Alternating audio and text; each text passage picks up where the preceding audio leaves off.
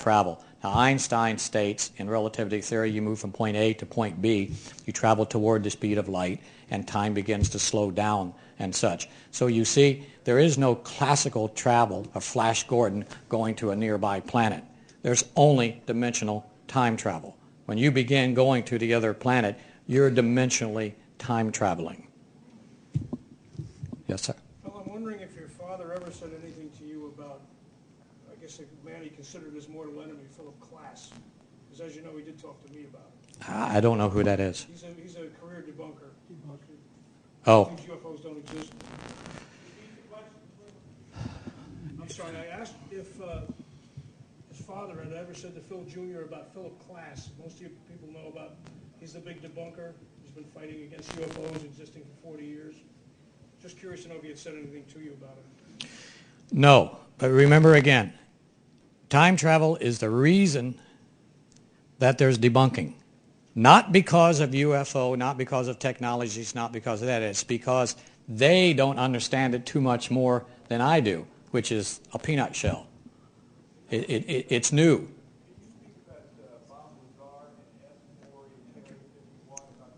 My dad said he's a phony.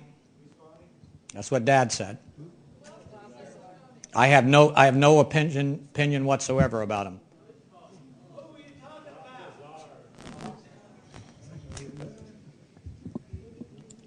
Yes, sir.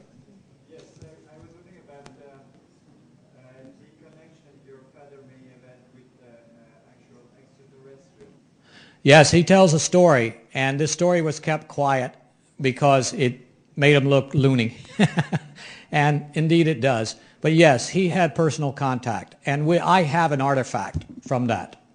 Sent it to a very famous scientist. Someday he'll return it to me, and there's a purpose for it. Yes, ma'am. Your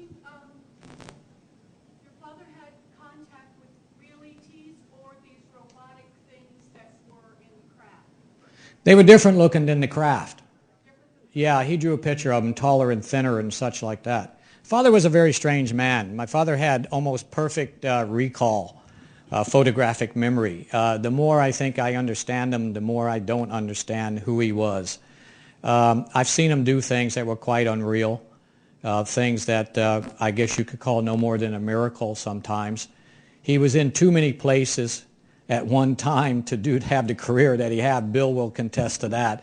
It's almost unbelievable that a man could sit at Panmunjom and be in charge of Rome after the war and work with all the administrations and be in on the missile crisis with Kennedy, releasing that information when Kennedy didn't want to. That's another story, but I don't want to go into there was a lot of politics besides UFOs. UFO was a small part of my dad's career, a very small part. Bill and I will try to put out more of that. It seems like every time we try, it just kind of fizzles and dies on the vine. Yeah, connecting the dots with Paula Harris was a dear friend of my father. I think she loved him as much as I did. And the contact experience is in Paula's book. Paula is from Rome, and she held it back because in this country, if you saw her lecture, it's treated so much more laughable here than in other parts of the world. She showed me something very interesting today, where an article appears at the headlines of one of the top newspapers in Italy, where here it doesn't even appear at all. So it just shows that there's a different attitude here. The attitude, you people take it serious, but most of the world out there in the United States does not take it serious. We need to change them, educate them, and work on them. We need to get these papers out. If Stephen Greer could have these papers, he could probably work miracles. Can I give them to him? I don't know. I really don't. Time's up? Yeah, I got the signal. Bill, would you like to add anything?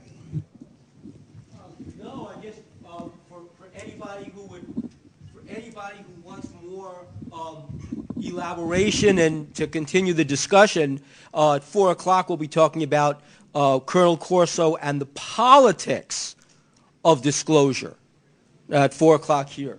So, and there are 2 workshops tomorrow. Phil has one, I have one, And for anybody with questions, arguments, comments, come to the workshop. Thank you very much.